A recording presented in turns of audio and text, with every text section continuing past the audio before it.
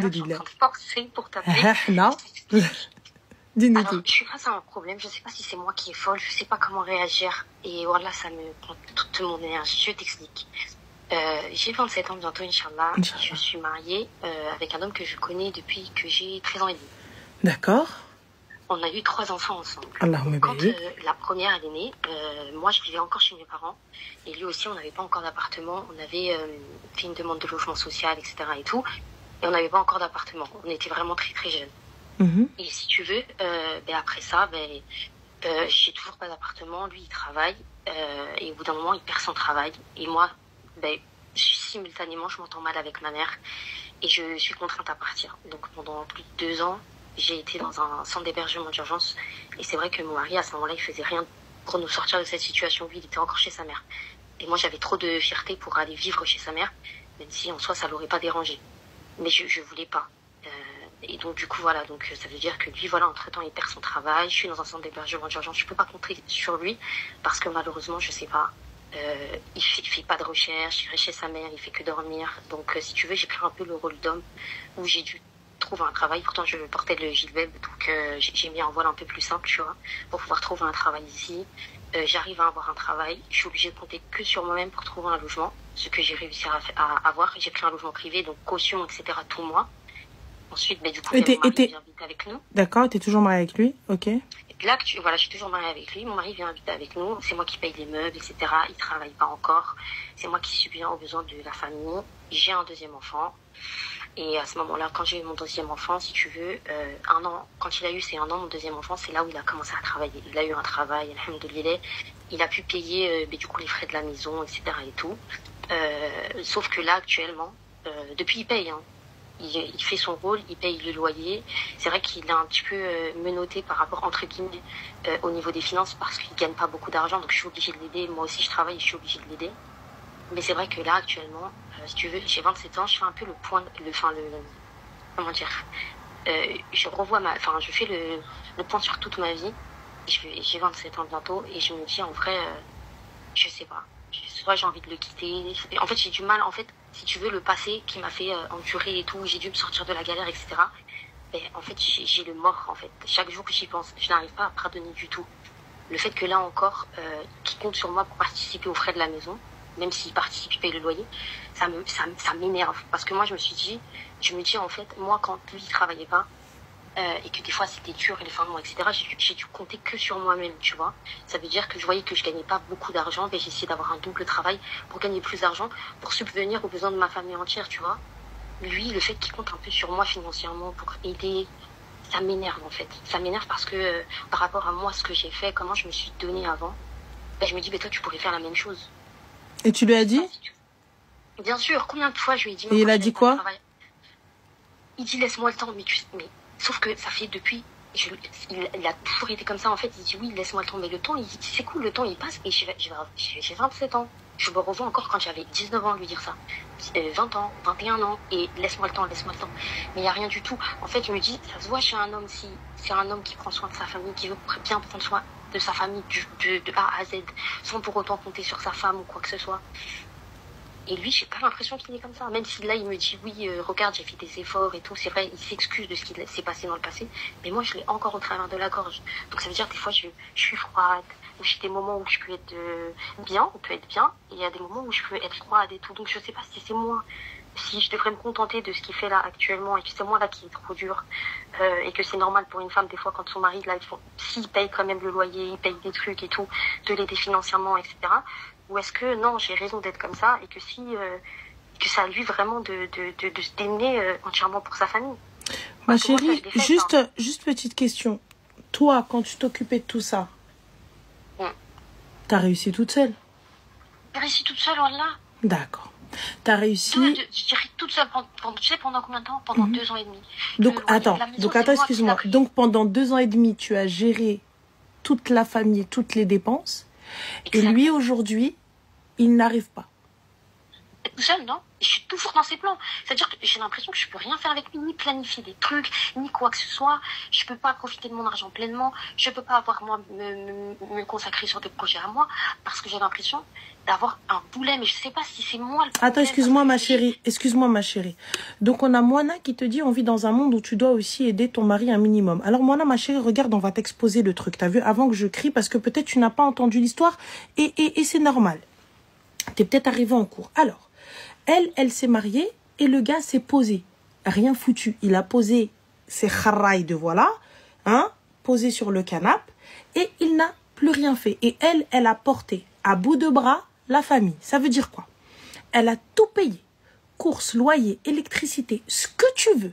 Tout ce qui englobe la famille, elle a payé. Elle a réglé, elle s'est dit, le temps que mon mari se mette sur pied, le temps que mon mari travaille, le temps que mon mari reprenne du poil de la bête, le temps que mon mari fasse ceci, le temps que mon mari trouve. Donc elle n'a pas ouvert sa gueule. Elle avait un gilbeb. Le gilbeb, qu'est-ce que le gilbeb? C'est un voile qui est beaucoup plus couvert, donc c'est-à-dire que c'est pas des jeans, c'est pas des chemises, c'est pas ceci.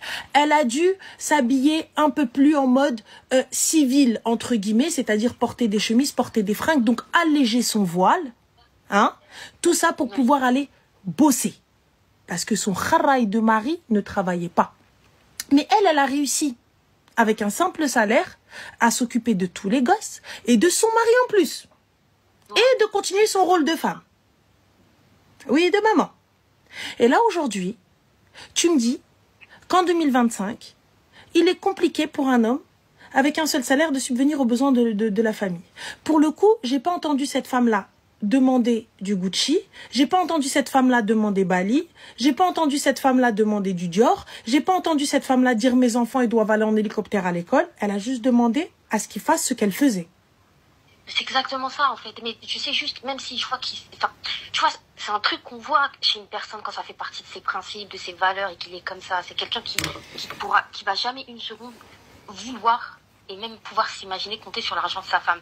Tu vois ce que je veux dire? Parce que des fois, quand on est même bien, enfin, même avec des fois, enfin, je sais pas comment expliquer, mais grosso modo, je suis vraiment là dans la réflexion de qu'est-ce que je fais.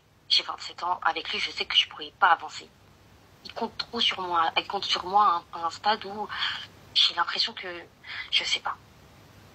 Même si, tu vois, des fois, l'argent que je peux lui apporter et tout, c'est pas suffisant et tout, je dis, bah, essaye de trouver un petit truc à faire en plus, tu vois. Et il veut pas. Il me dit, il fait pas de recherche ou quoi que ce soit. Donc non, finalement, on en discute. Quand on en discute, il me dit oui, je vais faire et tout, etc. Je voudrais vous voir bien. Mais en fait, si tu veux, les paroles ne vont pas avec les actes. Il n'y a rien du tout. Il n'y a rien du tout. Ma chérie, exactement comme les filles ont dit, pour moi, il a été habitué à la facilité et il sait très bien que dans tous les cas... Il s'est reposé sur moi. C'est pas ça, il sait très bien que dans tous les cas, t'es son backup. Ça veut dire quoi? Ça veut dire que tu vas faire parce que lui, il fait pas. Moi, personnellement, t'as vu, je fais pas.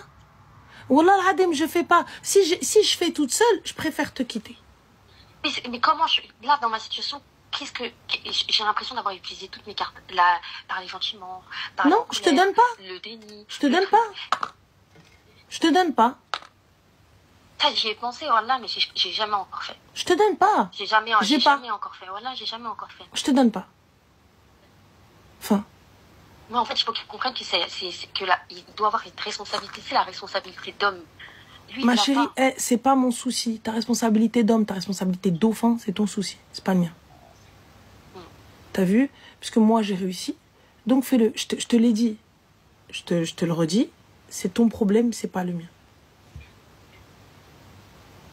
Et si ça fonctionne pas, qu'est-ce que tu aurais fait? Parce que là, je me dis, j'ai 27 ans. Je vais pas t'encourager à prendre une décision qui n'est pas la tienne, mais moi, je ne reste pas. Mais moi, ça m'est propre. Oui, bien sûr. Moi, je suis comme ça parce que tu vois, j'ai pas grandi dans le. Franchement, j'aide. Honnêtement, je vous le dis, si demain, et ça, c'est quelque chose que je vous ai toujours dit. Ton mari, il est là. Il a géré pour toi et toi t'es là, t'aides et tout, etc. Et aide-le si tu peux l'aider. Mais là c'est pas aide-le si tu peux l'aider, c'est un fainéant. Non, on n'est plus dedans. C'est un fainéant. Là, on n'est plus du tout dedans. Tu sais, je me disais quoi au début quand je faisais ça et tout, je me disais il est peut-être en dépression, il traverse une mauvaise passe, etc. et tout. Et je me suis dit c'est pas grave, fais et tout, prends ta famille à bout de bras, etc. De toute façon, quand il se relèvera sa tête de l'eau, et alhamdoulilah, Inch'Allah, il te le rendra. Et en fait non.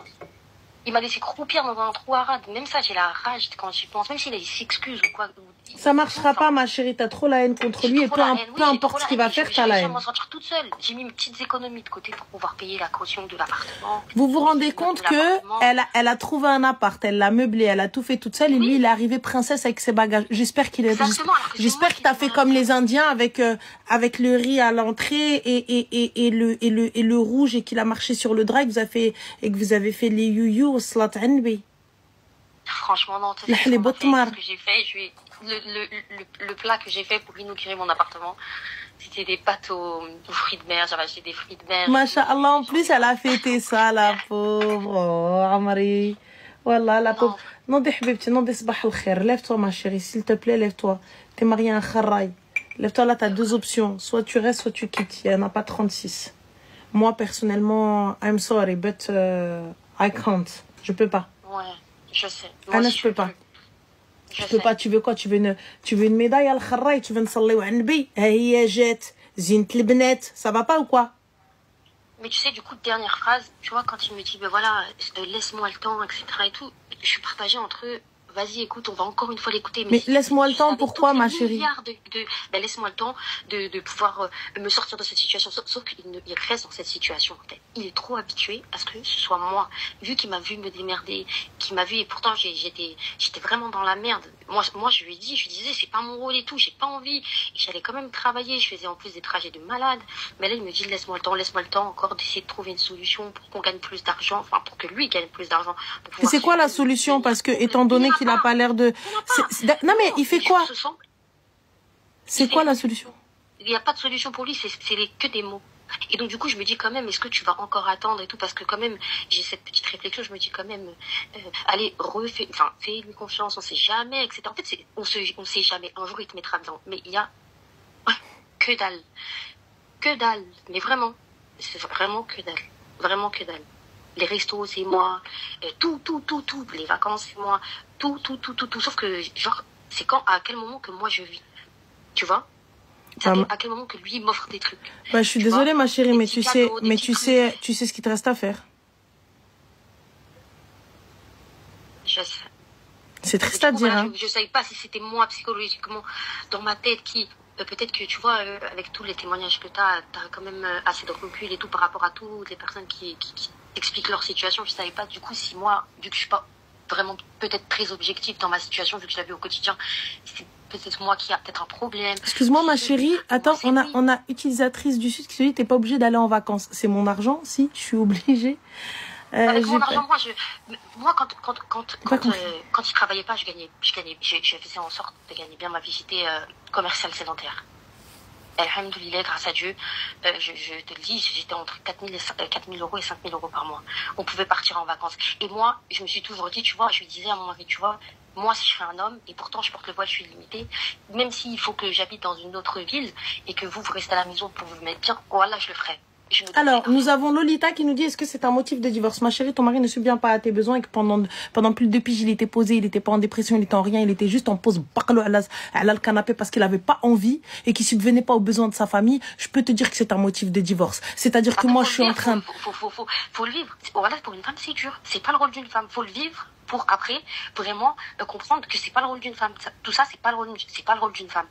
Voilà, c'est pas le rôle d'une femme. Parce que je l'ai vécu, moi j'avais la sueur dans mon front de me dire, vu que j'étais commerciale sédentaire et que c'était pas un CDI, j'avais cette responsabilité. Est-ce que je vais gagner assez pour pouvoir payer les charges de ma maison, de ma famille? Sauf que ça, cette réflexion-là, c'est un homme de le faire. C'est pas à moi, voilà, moi, ce n'était pas à moi. Et pourtant, je l'ai fait. Et j'ai pris en charge ma famille pendant plus de 2 ans et demi. Et pourtant, j'étais voilée, etc. et tout. Et je l'ai fait. Vous vous rendez compte qu'elle a dû retirer son gilbab? Exactement. Mettre un hijab quelque chose de plus léger pour pouvoir travailler. C'était des trucs longs, mais c'était ça. Enfin, parce que pourquoi? Parce qu'il ne voulait pas. Ou parce que, ouais, bah, j'ai pas trouvé de taf. 2 ans et demi. Oui, 2 ans et demi. 2 ans et demi. Ouais, 2 ans et demi. Et quand il avait eu une opportunité de gagner un peu plus d'argent et tout, ben, il est fibreur, tu vois. Et genre, et il y a moyen de gagner beaucoup d'argent dans ça. Il avait moyen de gagner beaucoup d'argent en faisant des installations, sauf que lui, monsieur, il se sentait pas prêt de faire des installations, il avait peur. Alors que c'était au moment où la fibre gagnait beaucoup d'argent. Donc moi, j'étais en mode, je tapais des cris, genre tu te fous de ma gueule, regarde-moi tout ce que j'ai dû faire. Et toi, quand toi, à ce moment-là, tu as tes possibilités, tu préfères te contenter d'un vieux salaire, alors que tu as la possibilité. C'est pas comme s'il n'avait pas eu la possibilité. Mais parce que lui, il n'a pas eu la sueur sur le front. Vu qu'il comptait sur moi aussi à ce moment-là. Il n'avait pas la sueur sur le front de... Il avait peur de quoi, ma chérie? Il avait peur de Bourreau. Je sais pas de quoi il avait peur. Il avait peur juste de pas être prêt à faire les installations. Ma chérie, comme elles ont dit les filles, c'est un fainéant. Et c'est quelqu'un qui sait que dans tous les cas, tu vas être là et tu vas régler ce qui manque. Exactement. Et range ton argent. Mais du coup, j'ai l'impression d'avoir un boulet, voilà. J'ai l'impression, voilà, d'avoir un boulet accroché à mon pied. Pas à mon mari, mais la situation dans laquelle il me met. Range ton argent, ma chérie. Range ton argent et pose. Et regarde. Ça fonctionne, tant mieux. Ça fonctionne pas. Tu sais que tu es capable de rester ta famille. Et sans lui. Voilà, je sais. C'est tout. Dans le plus grand des calmes, Habibti. Anna, pourquoi 27 ans, tu me chites notre fille là, un problème dans mon corps, jamais de la vie. Je te dis, écoute, taille, moi je t'aide à la race. Après, c'est ça le truc qui fait que les gens, ils restent peut-être, c'est le attends, patiente, peut-être que. Non. Sauf que le attends, patiente, peut-être que, là, il a super duré. Je le connais depuis des années. Tout le temps, il a toujours été comme ça, en vrai. Voilà. Oh, ma chérie, franchement. Il a toujours été comme ça, qu'est-ce que t'attends? Voilà, c'est. La maturité, c'est pas la même. Franchement, ouais. Voilà, c'est un truc de fou, ma situation. Franchement, la vérité, j'ai vraiment l'impression d'être menottée. Je t'en prie, ma chérie. En tout cas, prends la bonne décision et ça, la testikhara et salam alaikum. C'est vrai, voilà. Et khair, inch'Allah. C'est vrai. C'est vrai. Ben, je te remercie. Je t'en prie, Habiba. Assalamu alaikum. Alaikum salam. Bon courage à toi, Zine. Merci beaucoup. Au revoir. Attention, attention, Tlalia, attention. Attention. En fait, tu pousses tout au divorce. Ah ben, on va prendre son exemple. Mimo, on va prendre ton exemple. D'accord? On va dire que cette fille-là, c'est ta sœur. 14 ans qu'elle a avec cet homme. On est d'accord, hein, c'est bien ça, les gars. D'accord? Elle a, alors, ma belle, 3 ou 4 enfants. C'était combien? 3 ou 4 enfants, les filles, si vous vous rappelez. Excusez-moi, j'ai pas le truc. Voilà, oui, 13, 14. Allez, on va dire que 10, pas de souci. 3 enfants à l'homme Berk. Cet homme-là a décidé qu'il ne travaillerait pas. Il a décidé qu'il ne subviendrait pas aux besoins de sa famille. Non pas qu'il était en dépression, non pas qu'il n'était pas bien, non pas qu'il n'allait pas, mais parce qu'il était dans la fibre et puis qu'il avait peur de ne pas être à la hauteur, de pouvoir poser du câblage. Elle, qu'est-ce qu'elle a fait? Elle a pris son courage à deux mains. Elle était en gilbeb. Mimo, où es-tu? Lève la main. Je veux que tu restes là. Et que tu écoutes. Et prends cette fille-là comme ta sœur. D'accord? Écoute bien, Mimo. Merci. Barakallahu fik. Considère cette fille comme ta sœur. Et dis-nous honnêtement comment tu aurais réagi. Cet homme-là ne veut pas travailler. Cet homme-là ne bouge pas. Cet homme-là ne fait pas le ménage. Cet homme-là n'éduque pas les enfants. Elle était en gilbeb. Elle a dû enlever son gilbeb et mettre juste un hijab. Ce n'est pas ce qu'elle voulait. Un hijab non légiféré. Pour pouvoir aller travailler. Elle est sortie travailler, elle a relevé ses manches comme ça. Et elle a travaillé pendant 2 ans et demi sans rien demander à cet homme-là. Elle a changé d'appartement. Elle a meublé cet appartement. Elle s'est occupée de sa famille, de ses enfants, de son foyer et de son mari. Pendant 2 ans et demi sans ouvrir sa grande gueule. En fermant sa grande bouche. En ne disant rien. Et elle l'a ramenée telle une princesse dans l'appartement. Rentre. Rentre. Colonel Al-Kharraï, si moi je portais le hijab ta grand-mère, ça se serait vu. Clochard, va. Mais bon, passons. Ensuite, on arrive. Elle rentre, cette femme-là. Elle se dit, ça y est, c'est bon. Mon mari a trouvé un travail. Et là, il décide qu'il ne va pas pouvoir subvenir aux besoins de tout. Donc, il va falloir qu'elle l'aide. Cette femme-là est fatiguée. Elle dit, je n'y arrive plus, je suis fatiguée, je ne peux pas utiliser mon argent. J'aurais aimé faire plaisir à mon mari et à ma famille, mais on ne peut pas se faire plaisir parce qu'il n'arrive pas à subvenir aux besoins de notre famille, parce qu'il ne veut pas faire plus. La femme n'a pas bossé, d'accord? Donc, je pense que tu voulais dire que la femme n'a pas à bosser. Je pense que la femme n'a pas à bosser. Et je suis d'accord avec toi. Mais là, du coup, comment on fait, Mimo? Dis-moi, s'il te plaît. Dis-moi. Comment on fait? Moi, je suis d'accord avec toi. Comment on fait? Yallah. Puisque tu me dis, oui, non, tu pousses nos sœurs à divorcer. Dans ces conditions-là, qu'est-ce que tu conseilles à cette sœur-là? Il ne veut pas bouger. Il ne veut pas bouger. Ça fait 13 ans. Il ne veut pas bouger. Et elle a patienté, elle a fermé sa gueule. Qu'est-ce qu'on fait? Et là, ta sœur, elle arrive avec les 3 enfants et elle te dit, mon frère, je suis fatiguée, je n'y arrive plus. J'arrive plus, Khoya. Et elle te tend comme ça les mains avec les enfants et elle te dit, j'arrive plus, Khoya. Aide-moi. Comment on fait?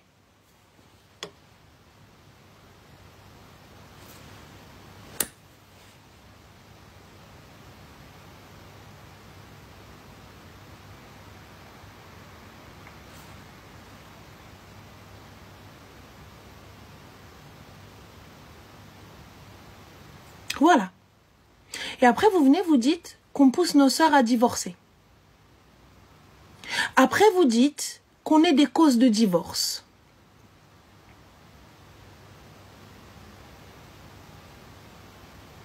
Parce que toi, ta sœur, elle aurait été dans cette situation. Brabbi, si tu avais été un homme, tu ne laisserais pas ça passer. Si tu es un rajel et un vrai, jamais tu accepterais ça pour ta sœur. Jamais tu accepterais ça pour ta fille. Donc pourquoi l'accepter pour une étrangère? Cette fille-là n'est pas ta sœur en islam si tu es musulman? Allez.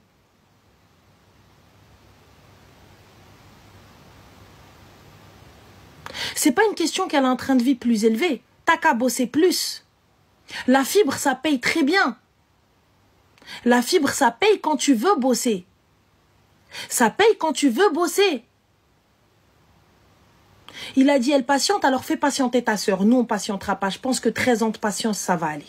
Va dormir, Mimo, t'as raison. Voilà, va dormir parce que Mimo, je vais pas être poli avec toi et ça va pas te plaire. Et là, t'as vu, t'as pas été... voilà. Donc, Anna, ça c'est des choses qui me sortent par le kharab nifi. Tu vois, qu'un homme vienne dire à une femme, ouais, bah, patiente. Ouais, bah, patiente. Patiente quoi? J'ai pas compris. Patiente quoi? Patienter quoi? Tu prends son corps. Tu prends son... Bien sûr, patiente. Eh, je vais être vulgaire, les gars. Je peux, hein. Je peux. On peut être vulgaire. On peut être vulgaire. Ah, donc toi, tu vas dire à ta soeur patiente parce que ma chère, parce que t'es pas un homme. Si t'avais été un vrai homme, tu vas et tu chlé d'arboum. Celui qui ne s'occupe pas de ta sœur. Celui qui a fait enlever le gilbeb à ta sœur. Donc, mes chers Rajel, quand t'es Rajel, tu diras à ta sœur, ma sœur, va t'asseoir. Moi, garde ton gilbeb. Parce que vous êtes des kharaïs. Vous êtes des kharaïs, vous laissez vos sœurs se dévoiler. Vous êtes des kharaïs. Vous n'êtes pas d'Ergel. Vous n'êtes pas d'Ergel. Parce que si vous aviez été des Rajel, une femme qui ne veut pas retirer son gilbeb, et elle te dit, je ne peux pas faire autrement parce que mon mari ne veut pas travailler. C'est pas qu'il ne peut pas, il ne veut pas. C'est pas qu'il ne peut pas. Il ne veut pas. Et toi, t'es là, bah qu'elle patiente. Le sabar. Inna Allah ma'as sabirin. Elle patiente. Tu n'es pas un rajel, Mimo. Si tu avais été un rajel, tu prends ta sœur, tu vas chercher les enfants de ta sœur, tu lui dis, ma sœur, viens chez ton frère. Nous, on est des hommes et lâche cette omelette. Lâche ces omelettes. Et nous, on s'occupe de toi, ma sœur. Viens. Tu vois, t'es dangereuse. Wallah, laisse-moi dangereuse pour mes sœurs. Parce que tu n'es pas un homme. Tu n'es pas un rajel. C'est pour ça que vous estimez que nous sommes dangereuses. C'est pour ça que vous dites que nous, on est là pour... Non, attention, on remplit la tête de nos sœurs. Parce que justement, on leur dit de ne pas accepter ça. On leur dit de ne pas accepter des kharaïs. 13 ans de kharaïtude. Une sœur qui a enlevé le gilbeb et tu dis on est dangereuse parce qu'on veut qu'elle le garde. Un homme qui a fait enlever le gilbeb à sa femme parce que lui ne veut pas aller travailler. Mais on vit sur quoi? On vit sur quoi? Mais on est où là? Et tu viens, tu dis, ah t'es dangereuse, wallah, t'es dangereuse, tu fais divorcer les femmes. Mais c'est qui le danger entre toi et moi? C'est qui le danger entre toi et moi?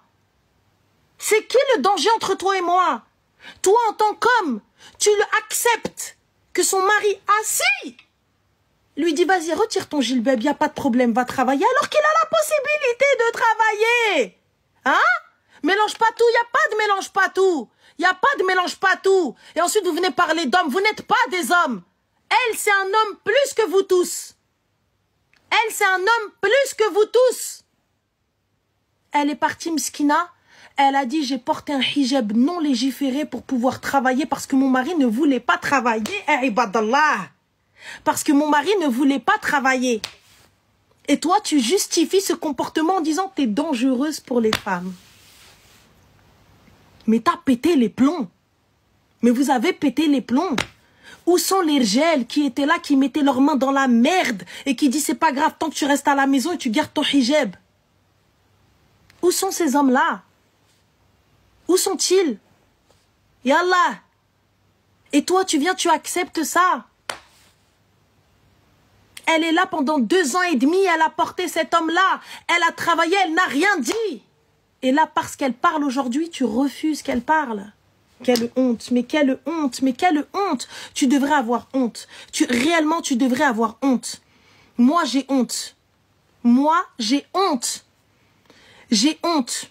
Vraiment, j'ai honte de ce type d'homme. J'ai honte. Parce que vous venez, vous nous insultez, nous. Mais moi, Khoya, moi, je sais pas si on peut appeler ça une chance ou quoi ou qu'est-ce, ou peu importe, ou ce que tu veux ou quoi ou qu'est-ce, mais moi, je suis pas voilée. Mais imagine, bil hijab, bil gilbab, et t'es là, t'as un gilbab. T'as un gilbab, t'es accroché à ton dîne, donc t'es meilleur que moi déjà à la base. T'es meilleur que moi. T'es meilleur que moi. T'es parti traiter, ou dirti hijabek, ou gilbabek, et tu t'occupes de tes enfants. Et parce que t'as un kharraï, tu dois retirer ton hijab. Non pas parce qu'il a un accident. Non pas parce qu'il est malade. Ça va de soi. Je retire mon gilbab pour mon mari. Il ne peut pas travailler. Il est malade. Il n'arrive plus. Il n'y a pas de problème. Il n'y a pas de problème. Eh, c'est mon mari. Il a travaillé pour nous. Il a travaillé pour nous. Il a fait tout ce qu'il fallait faire. Donc, il n'y a pas de souci. J'y vais. Mais là, t'arrives. T'es posé à la maison. Non, mais j'ai pas trop envie de travailler dans la fibre. J'ai un peu peur. J'ai un peu peur. T'as un peu peur? Eh, Amri, il a peur. Hein? Et à la fin, tu viens, tu dis, oh là là, oh mon Dieu, tu es dangereuse pour nos sœurs, mais j'espère être ce danger-là qui va réveiller ta sœur et ta femme et ta fille, Nimo. J'espère être cette femme-là. J'espère que toutes les femmes qui m'écoutent refusent ce genre de choses. Refusent ce genre de comportement. Et si vous y arrivez seul, rien ne sert de garder ce boulet, les filles. Vous m'enlevez ça. N'ayez pas peur de partir. Viendra un moment où un homme, un vrai, sera là et capable de vous prendre et de prendre avec vos enfants et de s'occuper de vous comme il se doit. Elle a réussi pendant 2 ans et toi, t'as pas réussi en 6 mois. Elle a réussi pendant 2 ans, elle a fermé sa grande gueule et elle s'est occupée des enfants et elle s'est occupée de toi. Et à la fin, tu viens, tu dis, oh, mais moi, elle doit se battre. C'est le tqawudo kamlina shbqa min had shi. Nous, on vient, on est en train de vous défendre et à la fin, vous venez vous raconter n'importe quoi. Que des trous du cas. Et comme je vous ai dit, c'est que des gars qui viennent, ouais, mais, oh mon Dieu, fait divorcer les gens.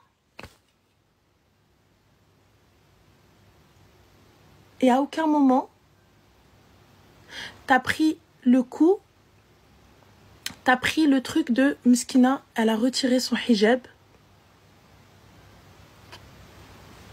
pour pouvoir aller travailler parce que son mari ne voulait pas travailler. Moi, c'est ça pour moi le pire, voilà. Mskina, elle s'est retrouvée obligée parce que lui ne voulait pas, pas qu'il ne pouvait pas. Il ne peut pas, c'est mon mari. Je vais pas le laisser dans la merde et il est malade et il peut pas. Je vais l'aider quoi qu'il arrive. Et si on doit passer par là, ben on passera par là. Dieu est au-dessus de moi et khair, Inch'Allah. Dieu voit. Dieu sait.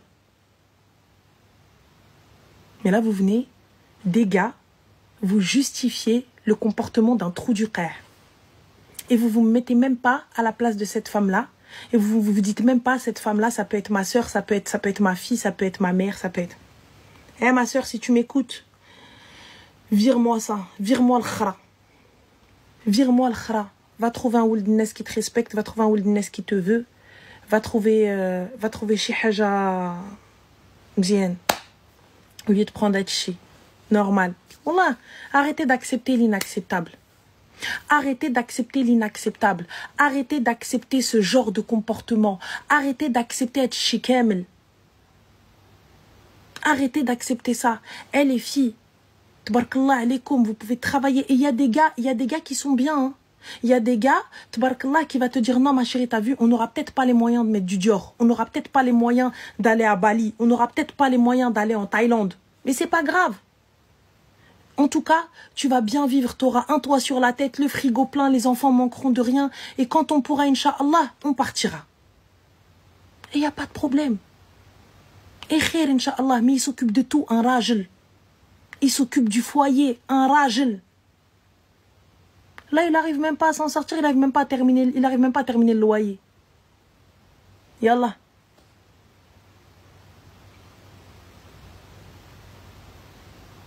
Et ensuite, quand vous allez mal, vous voulez que ces mêmes femmes-là dont vous ne vous êtes pas occupé, qu'elles gèrent pour vous, qu'elles soient vos backups.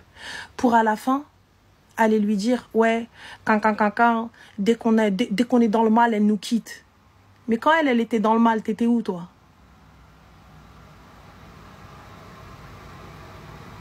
Bien sûr, c'est sa faute. Et aujourd'hui, elle arrive, elle te dit, ben, ça y est, moi j'ai fait mon rôle, j'arrête. Mais aujourd'hui, quand elle veut arrêter, on vient, on la fait culpabiliser. On lui dit, ouais, mais non, mais c'est pas bien. Faut rester, c'est ton mari, le pauvre. Eh, vas-y. Bref, les filles, n'acceptez pas l'inacceptable. N'acceptez pas des mimos. N'acceptez pas des mimos, les filles. On n'accepte pas des mimos. Merci, merci Zine. On n'accepte pas des mimos. Vous êtes des femmes capables. D'accord? Et je vous le dis, ne généralisez, ne faites pas une généralité. D'accord? Des hommes bien, il y en a. Des hommes capables, il y en a.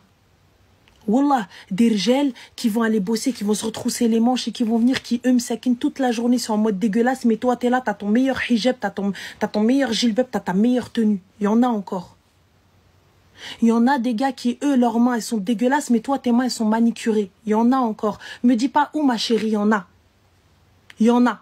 Ça existe. Et il y en a encore. Si toi, t'es une meuf bien, c'est qu'il reste encore des mecs bien. Si vous êtes des femmes bien, il y a encore des mecs bien. Il y en a. Il en reste. Mais n'acceptez pas l'inacceptable. Juste pour être femme d'eux. Oui, mais j'ai un mari. Des hommes, il y en a. Et des hommes bien, il y en a. Des ouled ness, il y en a. C'est Roqalbo à celui, tu vois, mesquine, qui va aller voir ton intérêt et l'intérêt de sa famille. Tout le temps, réagir et dire là. Toi et les enfants et Rouina. Et t'inquiète même pas, il y en a. Au lieu d'accepter le kharrayen sous prétexte qu'il arrive, oui, mais en fait, qui subissent la misère par fainéantisme. Mais totalement, ma chérie Catherine. Mais totalement. Sachez que lorsque je dis les hommes, les femmes aussi, inversement aussi, il y a des kharrayettes. Il y a des kharrayettes qui rangent même pas la baraque, qui font un truc, qui s'occupent même pas des enfants, et le mec, il se retrouve à rentrer, ranger, faire les devoirs, faire le bain, faire la bouffe. Bien sûr, il y en a. Bien sûr. Bien sûr qu'il y en a. Et ça, les gars, faut pas l'accepter. Rjalma. Yallah, bslamaha, bye bye. Au revoir. À l'envoyeur. Melna. Ça va pas ou quoi? Il y en a. Mais aujourd'hui, ce qu'on voit, voilà. C'est tout. Ce qu'on voit, il n'y a que ça. المهم guys بارك الله فيكم تصبحوا على خير